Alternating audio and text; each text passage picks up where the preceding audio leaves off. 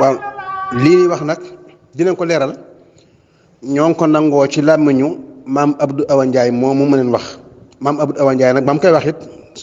sono Astou Fall dooyu maam Cheikh Ibra Fall mi ngi toog Baye ma Diop Fall mi ngi dund mi ngi toog sëñ Jaga Diop mi ngi toog maa ngi toog kenn nettal ma ko Yambeen Fall mooy waajuru sëñ Modou Diop moom yi mi ngi toog ca saal ba kon daa mel nun noo fa nekkoon ak maam Abdou Awa Ndiaye maam Abdou Awa Ndiaye wax ne Cheikh Ibra Fall de wax na leen ni